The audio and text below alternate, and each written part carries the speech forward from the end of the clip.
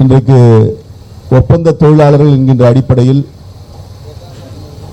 அரசிலே பணியாற்றி வரக்கூடிய தோழர்கள் இந்த ஒரு துறை, அதாவது இந்த மின்துறையில் மட்டுமல்ல, அரசினுடைய பல்வேறு துறைகளில் பல்வேறு வகையில் பணியாற்றி வருகிறார்கள். ஒருபுறம் ஒப்பந்த தொழிலாளர்கள் என்று நீங்கள் பணியாற்றி வருகிறீர்கள் என்று சொன்னால், உயர்கல்வித்துறையிலே கௌரவ விரிவுரையாளர்கள் என தற்காலிக பணியிலே இருக்கிறார்கள். அதே போன்று பாலிடெக்னிக்கில், தொழில்நுட்ப கல்லூரிகளில் பணியாற்றக்கூடிய பகுதி நேர விரிவுரையாளர்கள் என்று இருக்கிறார்கள். அதே போன்று பகுதி நேர ஆசிரியர்கள் இருக்கிறார்கள். இன்னும் சொல்ல வேண்டும் என்று சொன்னால், மாற்றுத்திறனாளிகளுக்கென கல்வியை போதிக்கக்கூடிய இடத்தில் இருக்கக்கூடிய சிறப்பு ஆசிரியர்கள், அவர்களும் இது போன்று தற்காலிக பணி நிலையிலே இருந்து கொண்டிருக்கிறார்கள். பொதுவாக நம்முடைய அரசினுடைய நடைமுறை கடந்த காலங்களில் பல்வேறு துறைகளில் இது போன்று தற்காலிக பணியாளர்கள் என்கின்ற நிலையிலே பணியாளர்களை பணி அமர்த்துகின்ற பொழுது அந்த தற்காலிக பணிக்கு இருக்கக்கூடிய ஊதியம் மிக குறைவாக இருந்தாலும் கூட எந்த நம்பிக்கையில அந்த பணியாளர்கள் போய் சேருவார்கள் என்று சொன்னால், ஒரு காலகட்டத்தில் அரசு பணியிடங்களிலே காலி இடங்கள் வந்து சேரும். அப்படி காலி இடங்கள் வருகின்ற பொழுது இந்த ஒப்பந்த தொழிலாளர்கள் அல்லது தற்காலிக பணியாளர்களாக இருக்கக்கூடியவர்கள் அந்த இடங்களிலே பணியமர்த்தக்கூடிய ஒரு வாய்ப்பு உருவாகும் என்கின்ற நம்பிக்கையில் தான் இது போன்ற பணிகளில் போய் சேருகிறார்கள். அதில் நேரடியாக நியமனம் பெற்று வருகிறவர்களை விட இது போன்ற ஒப்பந்த தொழிலாளர்களாக அல்லது தற்காலிக பணியாளர்களாக சில ஆண்டுகள் பணியாற்றி விட்டு துறையிலே அவர்களை அப்படியே உள்ளெடுக்கின்ற பொழுது, அப்சார்ப் செய்கின்ற பொழுது, உள்ளபடியே அரசுக்கு மனித வளத்தை பொறுத்தவரை ஒரு அட்வான்டேஜ் சிச்சுவேஷன் என்று சொல்வார்கள். ஒரு அவர்களுக்கு சாதகமான அல்லது அரசினுடைய செயல்பாட்டு தன்மைக்கு ஏற்புடைய ஒரு நிலைமை இருக்கும். ஏனென்று சொன்னால், இன்றைக்கு ஒப்பந்த தொழிலாளராக இருக்கக்கூடிய பல பேர் இன்றைக்கு மின்வாரியத்தில் இருக்கக்கூடியவர்கள், இந்த ஒப்பந்த தொழிலாளர்கள் என்று நீங்கள் உள்ளே செல்கின்ற பொழுது உங்களுக்கான பணி வரையறையே கிடையாது. இப்போ நீங்கள் ஒரு ஆஃபீஸ் எடுத்துட்டீங்கன்னா அந்தந்த படிநிலையில் ரெக்ரூட்மெண்ட் நடக்கின்ற பொழுது அவர்களுக்கு ஒரு குறிப்பிட்ட பணி வரையறை இருக்கும். ஆனால் பொதுவாகவே ஒப்பந்த தொழிலாளராக இருந்தாலும் சரி அல்லது தற்காலிக நிலையில் பணியில் அமர்த்தப்படுவதாக இருந்தாலும் சரி, அது ஒரு சாபக்கேடு என்று கூட வைத்துக் கொள்ளலாம். பர்மனெண்ட்டாக வேலை செய்கிறவங்களை அந்த அளவுக்கு பணியை அவர்களிடத்தில் வாங்க முடியாது, இல்லை வாங்கவும் மாட்டாங்க. ஆனால் தற்காலிக பணியில் இருக்கக்கூடியவர்கள் இது மாதிரி ஒப்பந்த தொழிலாளரிடத்தில் மிக அதிக அளவில் பணியினை வாங்குகின்ற சூழல் இருக்கும். அதோடு மட்டுமில்லாமல் அவருடைய வரையறை கடந்து அவர்கள் பணியாற்றக்கூடிய நிலை எல்லாம் இருக்கும். அப்போ இந்த மாதிரி அப்சர்வ் பண்ணும்போது கவர்மெண்ட்டில் இது மாதிரி டெம்பரரியாக இருக்கவங்களை அப்சர்வ் பண்ணும்போது, இல்லை ஒரு 4-5 ஆண்டு காலம் ஒரு துறையில் பணியாற்றுவர்களே அப்சர்வ் பண்ணுறவங்களையும் ஃப்ரெஷர்ஸ் சொல்லக்கூடிய புதுசாக உள்ள வரவங்களுக்கு என்ன வேறுபாடு இருக்குன்னா, இப்படி அப்சர்வ் பண்ணுறவங்களுடைய பணித்திறன், ஒர்க் எஃபிஷியன்சி கூடுதலாக இருக்கும். இது அரசினுடைய நிர்வாக இயந்திரத்திற்கு பலம் சேர்க்கக்கூடிய வகையில் தான் இருந்திருக்கிறது. எந்தெந்த காலகட்டத்திலாம் அரசில் ஏற்கனவே தற்காலிக பணியில் இருந்தவங்க, கான்ட்ராக்ட் லேபரில் இருந்தவங்கள அப்படியே கவர்மெண்ட்டில் அப்சர்வ் பண்ணாங்கன்னா, அப்போ என்ன நடைபெறும் என்று சொன்னால், புதுசாக வரவங்களோட இவங்களுடைய செயல்பாட்டு திறன் அதிகமாக இருக்கின்ற போது அது அரசு நிர்வாகத்திற்கு பயனளிக்கக்கூடிய ஒன்றாகத்தான் இருக்கும். இது ஒரு பொது நடைமுறையாக இருந்தது. ஆனால் கிட்டத்தட்ட 10-15 ஆண்டு காலத்திற்கு மேலாக இது போன்ற ஒரு சூழல் அரசு பணிகளில் நியமனங்களில் ஏற்படவில்லை என்பதற்கு பல்வேறு காரணங்கள் இருக்கிறது. பல நேரங்களில் நீதிமன்ற தலையீடுகள் இருக்கிறது. பல நேரங்களில் அரசினுடைய நிதி நிர்வாகம் அல்லது நிதி சுமை என்கின்ற காரணத்தை காட்டி இது போன்ற முடிவுகள் நிறுத்தப்படுகின்றன. இதெல்லாம் விட இன்னைக்கு இன்றைக்கு குறிப்பாக ஒரு 20-25 ஆண்டுகளுக்கு முன்னாடி இருந்த அரசுகளுக்கு இருந்த சுதந்திரத்தன்மை அல்லது செயல்பாட்டு தன்மை உள்ளபடியே இன்றைக்கு மிக பெரிய அளவில் குறைந்திருக்கிறது. இது போன்ற மாற்றங்களையும் நாம் கணக்கில் எடுத்துக்கொள்ள வேண்டும் என்பதற்காக இதை சொல்கிறேன், அல்லது புரிந்து கொள்ள வேண்டும் என்பதற்காக இதை சொல்கிறேன். முன்னாடியெல்லாம் ஒரு அரசு தேர்ந்தெடுக்கப்பட்ட அரசு ஒரு சில முடிவுகளை மிக துணிச்சலாக எடுக்கிறது என்று சொன்னால், அதை செயல்படுத்தக்கூடிய நிலையில அரசினுடைய பியூரோக்ரசி என்று சொல்லக்கூடிய தலைமையிடத்தில் இருக்கக்கூடிய அலுவலர்கள், அதிகாரிகள் இருப்பார்கள். குறிப்பாக தமிழ்நாட்டில், மற்ற மாநிலங்களுக்கும் சென்று பார்த்திருக்கிறேன். அங்கே இருக்கக்கூடிய பியூரோக்ரசியினுடைய மைண்ட் செட்டுக்கும் தமிழ்நாட்டில் இருக்கக்கூடிய பியூரோக்ரசியினுடைய மைண்ட் செட்டுக்கும் மிகப்பெரிய ஒரு வேறுபாடு இருக்கிறது. உங்களுக்கு தெரியும், இப்போ சமீபத்தில் கூட என்ன பண்ணாங்கன்னா, போக்குவரத்து தொழிலாளர்கள் மத்தியில் வந்து அவுட் சோர்ஸ் பண்ண போகிறோம், வேகன்சிஸ் இருக்கு, பஸ் நிறைய இடத்துல பஸ் இல்லை, பஸ் அரசு வாங்கினாலும் கூட போதுமான டிரைவர் கண்டக்டர் இல்லை. இப்போ டிரைவர் கண்டக்டர் வேணும்னா கடந்த காலங்களில் என்ன பண்ணுவாங்க, ரெக்ரூட்மெண்ட் ப்ராசஸ் நடத்துவாங்க, வேலைக்கு வந்து ஆளை எடுப்பாங்க, டிரைவரையும் கண்டக்டரையும் எடுப்பாங்க. ஆனால் திடீரென அரசு ஒரு முடிவை எடுக்கக்கூடிய ஒரு செய்தியை பார்க்க முடிந்தது, அவுட் சோர்ஸ் பண்ண போறோம் அப்படின்னு. அப்புறம் அது தொடர்பாக எல்லோரும் சேர்ந்து போராடினோம். இன்றைக்கு தற்காலிகமாக நிறுத்தி வைக்கப்பட்டிருக்கிறது. ஏன் அங்க அவுட் சோர்ஸ் என்ற அந்த வார்த்தை வந்தது அப்படின்னா, அபிஷியல் சைடில் என்ன பண்றாங்கன்னா, நிதி காரணத்தை காட்டி நீங்க வந்து இன்னைக்கு நிறைய வெல்ஃபேர் ஸ்கீம்ஸ் சொல்லக்கூடிய மக்கள் நல திட்டங்கள் நிறைய செயல்படுத்துறோம். உதாரணத்துக்கு உரிமை தொகை செயல்படுத்துறோம், பெண் குழந்தைங்களுக்கு 1000 ரூபாய் இருந்தது உயர்கல்விக்கு, இப்போ வந்து ஆண் பிள்ளைகளுக்கும் 1000 ரூபாய் அனௌன்ஸ் பண்றோம். அப்பப்போ நடைபெறக்கூடிய பல்வேறு நிலைகளில் உதவித்தொகை வழங்க வேண்டியிருக்கு. திடீர்னு ஒரு இயற்கை சீற்றம் வந்ததுன்னா இயற்கை தொகை வழங்க, உதவித்தொகை வழங்க வேண்டியிருக்கு. இந்த பிரச்சனைகள்லாம் இருக்குன்றத காரணமாக காட்டி அரசுக்கே ஒரு அரசுனா, நான் சொல்றது ரெண்டு இருக்கு கவர்மெண்ட்னா. நாம வந்து கவர்மெண்ட்னா ஜென்ரலாக நம்ம என்ன அண்டர்ஸ்டாண்ட் பண்ணிக்கிறோம்னா, ஆளுகின்ற மக்களால் தேர்ந்தெடுக்கப்பட்டவர்கள், ஒரு கட்சியை சார்ந்தவர்கள் ஆளுகிறார்கள் என்று நாம் நினைக்கிறோம். ஆனால் உண்மையில் அது கிடையாது. அவர்கள் வந்து ஆட்சியினுடைய திசையை தீர்மானிக்கிறார்கள். ஆனால் ஒரு திட்டத்தை செயல்படுத்த வேண்டும், ஒரு விஷயத்தை முன்னெடுக்கணும்னா நிரந்தரமாக இருக்கக்கூடிய இந்த பியூரோக்ரசி என்கின்ற இந்த அமைப்பு தான். அப்போ இந்த அமைப்பு என்ன பண்ணுதுன்னா, அவங்கள வந்து ஒரு அச்சுறுத்தலை கொடுக்குது. இப்போ நாம் இதை பண்ணோம்னா, இப்போ டிரான்ஸ்போர்ட்டில் வந்து நீங்கள் டிரைவர் கண்டக்டர் எடுத்தீங்கன்னா, பர்மனெண்ட்டாக எடுத்தீங்கன்னா ஒரு ஆளுக்கு இவ்வளோ சம்பளம் வருது, அப்புறம் சேலரி பெனிஃபிட்ஸ்லாம் கொடுக்கணும், இதெல்லாம் கொடுத்தீங்கன்னா தான் நம்ம வந்து எடுக்க முடியும். இப்போ உதாரணத்துக்கு ஒரு ஆளுக்கு வந்து ஒரு மாதம் வந்து செலவினம் வந்து ஒரு 1 லட்சம் ரூபாய் வருதுன்னா, நீங்கள் அவுட் சோர்ஸ் பண்ணீங்கன்னா 20,000 முடிச்சிடலாம், 15,000 முடிச்சிடலாம். இது போன்ற செய்திகளை இன்றைக்கு புகுத்துகின்ற நிலையில் இருக்கிறார்கள். உள்ளபடியே வந்து இன்றைக்கு மிகப்பெரிய ஒரு சாபக்கேடு என்னன்னா, தமிழ்நாட்டினுடைய பியூரோக்ரசி என்று சொல்லக்கூடிய இந்த ஆட்சி நிர்வாகத்தை செயல்படுத்தக்கூடிய இடத்துல இருக்கு. நீங்க அரசமைப்பு சட்டத்தை புரிந்து கொண்டவர்கள் கூட தெரியும், நீங்க வந்து 4 தூண் பத்திரிகைகளை சொல்றோம், அது அரசமைப்பு சட்டத்தில் 3 தூண்கள் தான். இந்த 3 தூண்கள் வந்து லெஜிஸ்லேஷன் என்று சொல்லக்கூடிய சட்டங்களை இயற்றக்கூடிய அதிகாரத்தை இருக்கக்கூடிய பாராளுமன்றமாக இருக்கிறது, சட்டமன்றமாக இருக்கிறது. ஜுடிஷியரி என்று சொல்லக்கூடிய நீதித்துறை இருக்கிறது. நீதித்துறையுடைய வேலை என்னன்னா, இப்படி போடுகின்ற சட்டங்கள் அரசமைப்பு சட்டத்தோடு ஒத்து இருக்கிறதா, அரசமைப்பு சட்டம் சொல்கிறபடி இருக்கிறதா, அரசமைப்பு சட்டம் இல்லாத அரசமைப்பு சட்டம் வலியுறுத்துகின்ற directive principles of state policy என்று சொல்லக்கூடிய ஒரு நல்ல அரசை வழிநடத்தக்கூடிய அந்த கோட்பாடுகளின் அடிப்படையில் இருக்கிறதா என்பதை உறுதி செய்ய வேண்டிய நீதிமன்றத்தினுடைய வேலை. அப்படியானால் இந்த எக்ஸிக்யூட்டிவ் வேலை என்னவென்று சொன்னால், சட்டமன்றத்தில் இயற்றப்பட்ட சட்டம் அரசமைப்பு சட்டத்திற்கு, நாடாளுமன்றத்தில் இயற்றப்பட்ட சட்டம் அரசமைப்பு சட்டத்திற்கு ஒத்து போகக்கூடிய அல்லது இணைந்து போகக்கூடிய, இயந்து போகக்கூடிய அளவில் இருக்கக்கூடிய இந்த சட்டத்தின் அடிப்படையில் அரசு முன்னெடுக்கக்கூடிய செயல்பாடுகளை செயல்படுத்துவதுதான் இந்த எக்ஸிக்யூட்டிவ். இந்த எக்ஸிக்யூட்டிவ் என்ற இந்த அதிகாரிகள், அலுவலர்கள், பியூரோக்ரசின்னு சொல்றோம், இவங்க இருக்காங்க. அப்ப அவருடைய பங்கு மிக மிக முக்கியமாக இருக்கிறது. இன்றைக்கு வந்து எத்தனையோ பிரச்சனைகள், நான் சொன்னது மாதிரி, முதல்ல சொன்னது மாதிரி, இன்னைக்கு நீங்க வந்து இத்தனைக்கும் நீதிமன்றத்தில் சென்று நீதிமன்ற உத்தரவை வாங்கி வந்து நீதிமன்ற உத்தரவை நடைமுறைப்படுத்துவதில் இருக்கக்கூடிய நிலையினால உங்களுக்கு வந்து வேலையை வந்து வழங்க முடியாமல் இருக்கிறது.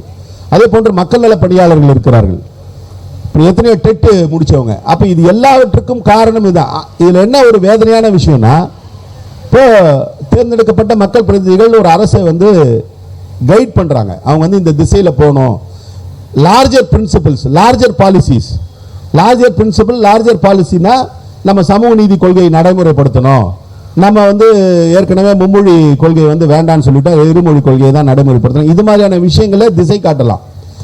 ஆனால் திசை காட்டினாலும் அதை செயல்படுத்தக்கூடிய அந்த நடைமுறைகளை அறிந்து வைத்திருக்கக்கூடியவர்கள் அதிகாரிகள், அலுவலர்கள்.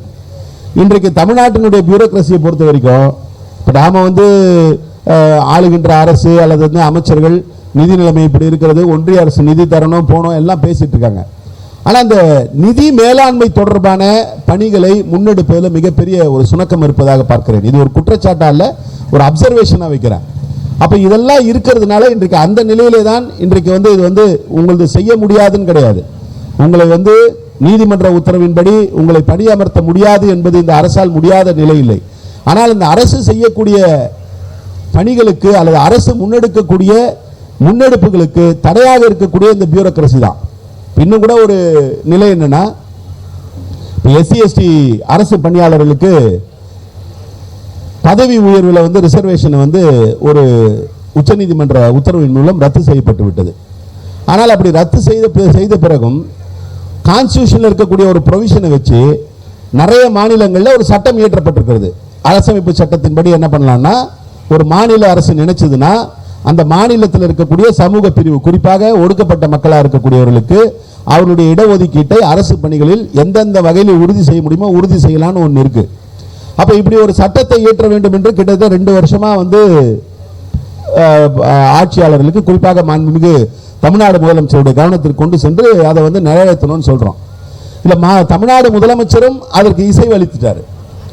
அவர் வந்து சரி, இது சரிதான், இது நம்முடைய சமூக நீதி கோட்பாட்டுக்கு உகந்தது தான், இதை பண்ணி ஆகணும்னு இசைவு கொடுத்துட்டாரு. இசைவெல்லாம் கொடுத்துட்டாரு.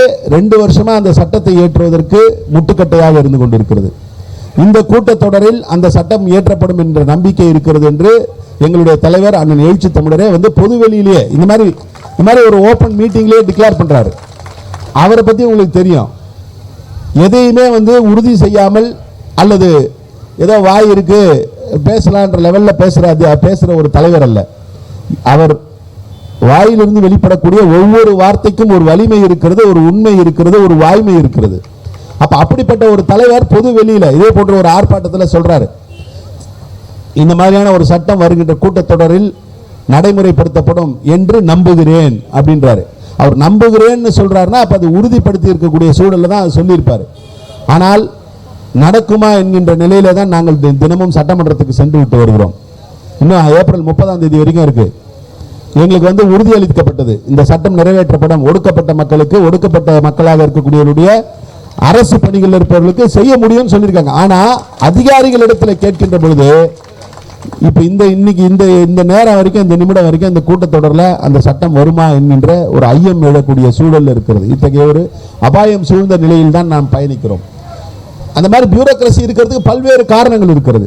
கடந்த 10-15 ஆண்டுகளா வந்து நீங்க வந்து யூபிஎஸ்சி தேர்வுகளில் தேர்ச்சி பெறக்கூடியவர்கள், ஐஏஎஸ் ஐபிஎஸ்லாம் தேர்ச்சி பெறவன் வந்து அவனுக்கு சாய்ஸ் இருக்கு எந்த மாநிலம் போலான்னு. அவன் இளிச்சவாய மாநிலம் இல்லை வந்து நாம போனா ஏறி மிதிக்கலாம்னு நினைக்கக்கூடிய அளவுல எல்லா நான் வந்து வேற்று மாநிலத்தின் மீது ஒரு அவர்ஷனோ அல்ல வந்து அவர்கள் மீது ஒரு வேறுபட்ட எண்ணத்தையே காட்டல.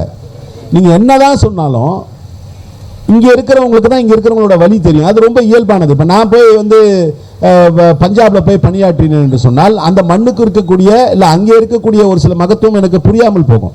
நான் அந்த சென்டிமெண்ட்ஸ், அந்த உணர்வுகளை புரிந்து கொள்ளாமல் போகணும். ஆனால் இன்றைக்கு அது மாதிரி வந்ததோட மட்டும் இல்லாம இன்னொரு பெரிய ஆபத்து என்ன சூழ்ந்துச்சுன்னா, அப்படி வந்தவர்கள் வெறுமனே ஐஏஎஸ் படித்த வட மாநிலத்தை சார்ந்தவர்கள், பிற மாநிலத்தை சார்ந்தவர்கள் இல்லை. நாம இங்க பிறக்கின்ற போது நாம வந்து இங்க வந்து சமத்துவ கொள்கையை பற்றி பேசுறோம். அதை இன்னமும் பெரிய மாற்றங்கள் தேவைப்படுகிறது என்பது வேறு. ஆனால் பேசுகின்ற அளவிலாவது சமத்துவத்தை பேசுகிறோம், சமூக நீதியை பேசுகிறோம். இங்க பெரியாரை முன்னிறுத்தி பேசுகிறோம், புரட்சியாளர் அம்பேத்கரை முன்னிறுத்தி பேசுகிறோம். அங்கே புரட்சியாளர் அம்பேத்கரை எந்த வகையில் முன்னிறுத்துகிறார்கள் என்பதெல்லாம் ஒரு கேள்விக்குறியாக இருக்கிறது. ஒரு சமூக அடையாளத்தின் அடிப்படையில் புரட்சியாளர் அம்பேத்கரை முன்னிறுத்தக்கூடிய நிலை வட மாநிலங்களில் இருக்கிறது. ஆனால் தமிழ்நாட்டிலே அம்பேத்கரை ஒரு சமூக நீதிக்கான தலைவர், ஒரு சமத்துவத்துக்கான தலைவர் என்று முன்னிறுத்தக்கூடிய நிலையிலே இருக்கிறோம். அதை ஏற்றுக்கொள்ளக்கூடியவர்கள் இன்றைக்கு பெரிய அளவில் வந்து கொண்டிருக்கிறார்கள் என்கின்ற சூழல் இருக்கிறது.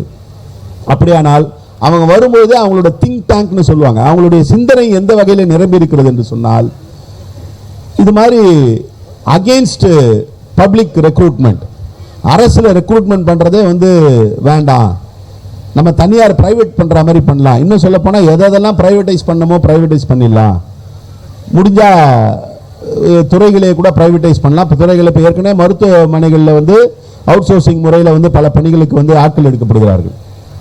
இப்படி எந்த வகையில் கொடுமை பண்றாங்கன்னா, இன்றைக்கு கடை கோடி நிலையில் இருக்கக்கூடியது துப்புரவு பணியாளர்கள். துப்புரவு பணியாளர்கள் பெரும்பாலும் ஒடுக்கப்பட்ட சமூகத்தை சார்ந்தவர்களாக இருக்கிறார் என்பது ஒரு சமூக அவலம். அவங்க ஒரு ஜெனரேஷன்ல வந்து கடினமான சூழலில் இருந்து அடுத்த தலைமுறையில் முன்னுக்கு வருவதற்கான ஒரு வாய்ப்பு வேண்டும். வேற வழியே இல்லாம அவங்க போய் அந்த துப்புரவு பணியில ஈடுபடுறாங்க. அப்படி துப்புரவு பணியில ஈடுபடுபவர்களை கூட அரசு பணியாளர்களாக அங்கீகரிக்க மறுக்கக்கூடிய சூழல் இன்றைக்கு நிலவி கொண்டிருக்கிறது. அவர்களை கண்டிப்பாக நீ வேணா ஹையர் லெவல் ஆபீசர்ஸ் கூட நீ வந்து அவுட் சோர்ஸ் பண்ணிக்கலாம். ஒரு டிபார்ட்மெண்ட்ல இன்ஜினியர்ஸ் கூட நீ அவுட் சோர்ஸ் பண்ணிக்கலாம், ஒன்றும் தப்பு கிடையாது. ஒரு டிபார்ட்மெண்ட்ல மேனேஜ்மெண்ட் லெவல்ல இருக்கவங்க கூட நீ அவுட் சோர்ஸ் பண்ணிக்கலாம், ஒன்றும் தப்பு கிடையாது. ஆனா கடைநிலையில் இருக்கக்கூடியவர்கள் நீ அவுட் சோர்ஸே பண்ணக்கூடாது. ரெண்டு விஷயம், ஒன்று, it is not just economic consideration, பொருளாதார அளவுகோல் மட்டுமல்ல, அதில் ஒரு சோசியல் கன்சிடரேஷன் இருக்கு, ஒரு சமூக அளவுகோல் இருக்கிறது. ஏனென்று சொன்னால் கடைநிலையிலே வரக்கூடிய பணியாளர்கள், அது எந்த துறையாக இருந்தாலும், சமூகத்தில் ஒடுக்கப்பட்டு கிடக்கிறவர்கள், நசுக்கப்பட்டு கிடக்கிறவர்கள் அல்லது வஞ்சிக்கப்பட்டு கிடக்கிறவர்கள் தான் அந்த இடத்துக்கு வரான். அப்ப அவனோட அடுத்த தலைமுறை வேண்டும் என்று சொன்னால் அவனை அங்கீகரிக்க வேண்டியது ஒரு மக்கள் நல அரசுக்கான அடிப்படை உரிமையாகிறது. நீங்க வந்து அவுட் சோர்ஸ் பண்றேன், நீ போய் டிரைவர் கண்டக்டர் அவுட் சோர்ஸ் பண்றேன், நான் வந்து இபில அடிப்படை பணிகளை செய்யக்கூடிய அவுட் சோர்ஸ் பண்றேன் பண்ண, நீ அவுட் சோர்ஸ் பண்ணா பண்ணிக்கோ, எக்ஸிகியூட்டிவ் இன்ஜினியர் லெவலில் அவுட் சோர்ஸ் பண்ணிக்கோ, டிவிஷனல் இன்ஜினியர் லெவலில் அவுட் சோர்ஸ் பண்ணிக்கோ, ஒன்றும் தப்பு நடக்காது. ஏன்னா அவெல்லாம் வந்துட்டான், ஒரு லெவலுக்கு வந்துட்டான் வந்து அவன் இந்த நீ கொடுக்குற வேலை இல்லைன்னா வேற ஒரு தனியார் நிறுவனத்துக்கு போவான். இவங்களுக்கு இந்த தலைமுறை, நீங்க வந்து படிக்க ஆரம்பித்ததே எத்தனை தலைமுறை ஆகிறது? மிஞ்சி போனா புரட்சியாளர் அம்பேத்கர் எல்லோருக்கும் கல்வி கற்கக்கூடிய வாய்ப்பை அரசமைப்பு சட்டத்தின் மூலம் ஏற்படுத்தி கொடுத்த பிறகு, அரசு பள்ளிகள் வந்த பிறகு எத்தனை தலைமுறை படிச்சிருக்கோம்? ஒரு 2 தலைமுறை 3 தலைமுறை தான். 300 தலைமுறை 400 தலைமுறை படிச்சவன், அதுக்கு மேல படிச்சவனோட நம்ம போட்டி போட்டுட்டு இருக்கோம். அப்ப கடைநிலையில் இருக்கக்கூடிய பணியாளர்களை அரசு அங்கீகரிக்க வேண்டும் என்பது மிக மிக அடிப்படையானது. இது ஒரு தாட் ப்ராசஸ். ஆனால் அதை செய்ய மறுக்கிறார்கள். இவங்க எங்க கை வைக்கிறாங்கன்னா, உனக்கு பணம் வந்து சம்பளம் வந்து அரசு கொடுக்க முடியலன்னா நீ ஒரு எக்ஸிகியூட்டிவ் இன்ஜினியருக்கு கொடுக்குற சம்பளத்தில் இங்க இருக்கக்கூடிய கான்ட்ராக்ட் தொழிலாளர்கள் 10 பேருக்கு சம்பளம் கொடுக்கலாம் ஒரு மாசத்துக்கு. இது லாஜிக்கல் திங்கிங். நீ 10 எக்ஸிகியூட்டிவ் இன்ஜினியர் ரெக்ரூட் பண்ணினா 100 பேரை நீ வந்து கான்ட்ராக்ட் லேபரை வந்து உள்ள கொண்டு வரலாம்.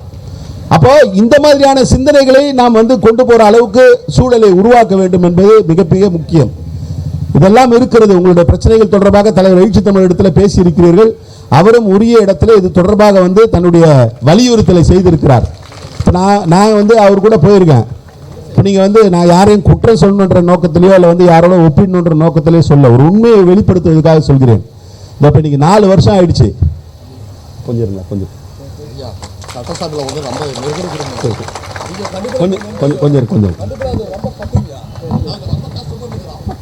அதனால இங்க வந்து பேசுங்க. அதனால புரிந்து கொண்டதனால் இதை வந்து பகிர்ந்து கொள்கிறேன். எந்த மாதிரியான விஷயம்னா, இப்போ 4 வருஷமா வந்து இந்த அரசு நடந்துட்டு இருக்கு, கூட்டணியில் வந்து இருக்கோம். பல முறை மாண்புமிகு தமிழ்நாடு முதலமைச்சரை போய் சந்தித்திருக்கிறோம். 1-2 முறை தலைவர் எழுச்சி தமிழர் தனியாக 1-to-1 பேசியிருக்காரு. சில நேரங்களில் பொலிட்டிக்கல் சுச்சுவேஷன், இப்போ நான் சொன்ன அந்த சட்டத்தை ஏற்றுவது தொடர்பாலாம் தனியாக பேசக்கூடிய நிலையில் பேசினார். அது கூட தனியாக பேசக்கூடிய நிலை வந்தது. அவர் யாரையும் எப்பவுமே விட்டுட்டுலாம் போக மாட்டார், எதுவாக இருந்தாலும் வெளிப்படையாக பேசக்கூடிய ஒரு தலைவர். இதுவரை முதலமைச்சரை இந்த அரசு ஏற்பட்ட பிறகு தமிழ்நாடு முதலமைச்சர் சந்தித்த எந்த சந்திப்பிலும் மக்கள் சாராத தனிநலன் சார்ந்த ஒரே ஒரு சின்ன துரும்ப கூட அவர் கேட்டது கிடையாது. அன்றைக்கு கிளம்பும் பொழுது கூட என்னென்ன பிரச்சனைகள் இருக்கிறது என்பதை கேட்டு வாங்கி தான் போய் பேசுவார். அப்படிப்பட்ட நிலையை நாங்கள் சொல்ற இடத்துல இருக்கோம். இப்போ நீங்க அந்த நம்பிக்கை உங்களுக்கு இருக்கிறது. நீங்க உங்களுடைய பிரச்சனைகளை எந்த நிலையிலிருந்து எந்த நம்பிக்கையிலிருந்து அடுத்தடுத்த நிலையில சொல்றீங்களோ, நீங்க ஒரு படி மேலே இருக்கக்கூடிய வாய்ப்பை மக்கள் கொடுத்துருக்காங்க. மக்கள் பிரதிகளாக எங்ககிட்ட சொல்றீங்கன்னா, அடுத்த நிலையில சொல்ல வேண்டிய நிலையில நாங்கள் என்னைக்குமே தவறுனது கிடையாது. எந்த பிரச்சனையா இருந்தாலும் சரி, அது வந்து நான் இப்போ பட்டியலிட்ட எல்லாருடைய பிரச்சனைகள் தொடர்பாகவும் அந்தந்த நேரங்களில் அந்தந்த சூழலில் நாங்கள் வலியுறுத்தி கொண்டுதான் வருகிறோம். ஆனால் இதற்கு முட்டுக்கட்டையாக இருப்பது இந்த பியூரோக்ரசி என்பது. அதை உடைப்போம். இதை வந்து ஒரு ரீசனாக சொல்லிட்டுலாம் நாங்கள் எஸ்கேப் ஆக மாட்டோம். நான் அதை வந்து ஒரு காரணத்துக்காக சொல்ல, கண்டிப்பாக அதை உடைத்தாக வேண்டும். அதை உடைக்கக்கூடிய சூழல் கண்டிப்பாக வரும். உங்களுடைய பிரச்சனைகள் தொடர்பாக சட்டமன்ற கூட்டம் நடந்துட்டு இருக்கு. எனக்கு இருக்கக்கூடிய வாய்ப்பு என்னன்னா, இப்போ நீங்கள் வந்து ஒரு சட்டமன்ற உறுப்பினராக இந்த மாதிரி பட்ஜெட் நிதிநிலை அறிக்கை தொடர்ந்து மானிய கோரிக்கை வரும். மானிய கோரிக்கையில் பல்வேறு துறைகள் சம்பந்தமான விவாதங்கள் வரும். மானிய கோரிக்கைனா ஒன்றும் இல்லை, பட்ஜெட் போடுறது வந்து எல்லா துறைக்கும் இவ்வளவுன்னு ஒதுக்கிடுறாங்க. இப்போ மின்சாரத்துறைக்கு வந்து ஒரு 2000 கோடி அப்படின்னா, மின்சாரத்துறை அமைச்சர் அந்த 2000 கோடியில் என்னென்ன முக்கியமாக பண்ண போகிறோன்னு சொல்கிறது தான் மானிய கோரிக்கை. அந்த மானிய கோரிக்கையில் அந்த துறை சார்ந்து பேசுவோம். அந்த துறை சார்ந்து பேசணும்னா அந்த துறையை மட்டும் பேசணும்னு அவசியம் இல்லை, மற்ற பிரச்சனைகளை பற்றி பேசணும். இப்போ நான் வந்து உங்களுக்கு வந்து மின்துறை தொடர்பான ஒரு பிரச்சனைன்றதுனால நான் மின்துறை மானியத்தில் தான் பேசணும்னு அவசியம் இல்லை. நான் எந்த துறையினுடைய மானியத்தில் பேசணும், அதை பேசுறதும் பேசாதான் என்னுடைய உரிமை.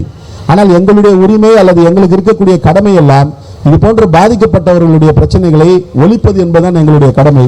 நிச்சயமாக உங்களுடைய பிரச்சனைகள் தொடர்பாக சட்டமன்றத்தில் விடுதலை சிறுத்தைகள் கட்சியுடைய குரல் ஒலிக்கும். அதில் வந்து எந்த மாற்றமும் கிடையாது.